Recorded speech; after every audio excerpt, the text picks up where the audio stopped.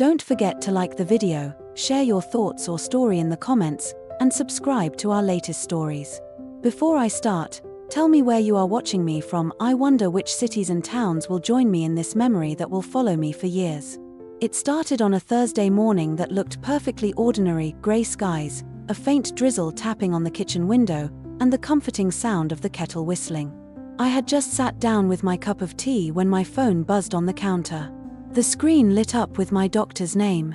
It wasn't even 9 yet, and for him to call that early, it had to be something serious. "Mrs. Langford," he said, his voice calm but firm, "I need you to come in as soon as possible. It's urgent." My heart dropped. That one word, urgent, has a way of draining the color from your day. I asked him if everything was okay, but he just repeated, "Please come in this morning." Then he hung up. I sat there for a moment, staring at the rain, feeling like it suddenly carried more weight. My mind ran wild with possibilities, results, tests, the what ifs we all try to ignore. I didn't even finish my tea. I grabbed my coat, slipped on my shoes, and drove to the clinic in silence, the rhythmic patter of the wipers the only sound in the car. When I arrived, the waiting room was quieter than usual.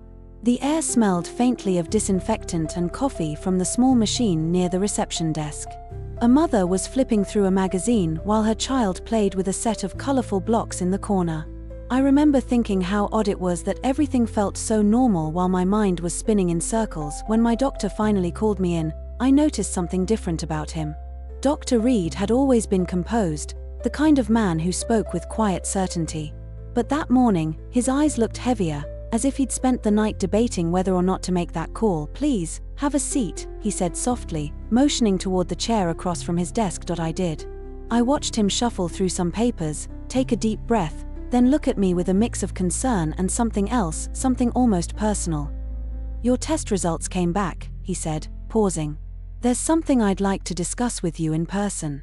My pulse quickened. "Is it bad?" I asked. He hesitated, then leaned forward. "It's not what I'd call bad, but it's something we need to talk about before it becomes that." He explained things carefully, too carefully, I thought.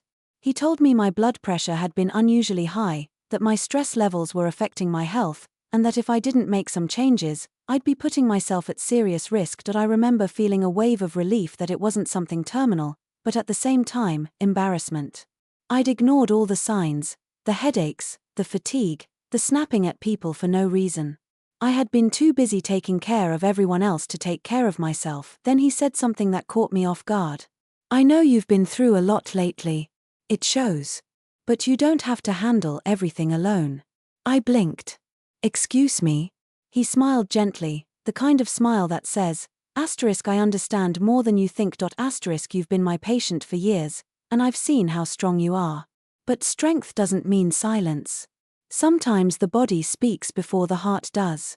I didn't know how to respond to that. The truth was, he was right. The past few years had been heavy.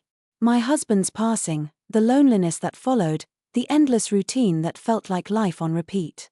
I hadn't realized how much I'd been running on empty. Dr. Reed leaned back in his chair. "Here's what I want you to do," he said. "Start walking again outside, in the mornings if you can. 20 minutes a day. I know you used to walk by the lake, that's a good place to start. And I want you to come back next week, not just for your blood pressure. I'd like to talk again. Check in. Not as your doctor, but as someone who's seen what happens when people carry too much for too long." Something in the way he said that made me look at him differently. There wasn't pity in his tone, just quiet empathy, the kind that comes from experience. When I left the office, the rain had stopped, and the air felt clean, like the world had just exhaled. I sat in my car for a while, letting the engine idle, staring at my reflection in the rearview mirror. I looked tired, but there was something else there too, a faint flicker of realization. That night, I couldn't sleep. His words kept replaying in my mind. The way he said, "You don't have to handle everything alone." It sounded so simple, but for someone like me, it felt almost revolutionary. The next morning, I did what he said. I put on my old sneakers and walked down to the lake. The path was damp, leaves scattered like a watercolor painting gone soft around the edges. The water was still, reflecting the pale light of the early sun. I walked slowly at first, listening to the crunch of gravel under my feet.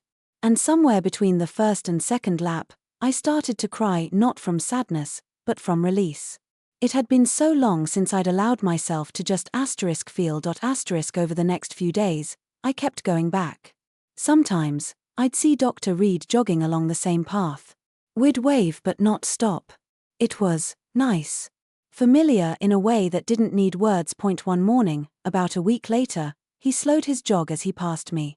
"You kept your promise," he said with a grin, slightly out of breath. "I try to be a good patient," I said. He nodded, his eyes kind. "You're more than that. You're starting to come back to yourself." And I think, in that moment, I realized that his call, his urgent, early morning call, hadn't been about medical results alone. It had been a lifeline. A reminder that sometimes urgency isn't about the body failing, it's about the spirit fading. I didn't know it yet, but that one call would change the rhythm of my days, the shape of my thoughts, even the way I looked at the world around me. But I should have believed him when he said it was urgent, because what he saw in me that morning wasn't just a patient in danger of losing her health. It was a woman on the verge of losing herself. And maybe, just maybe, that was the most urgent thing of all.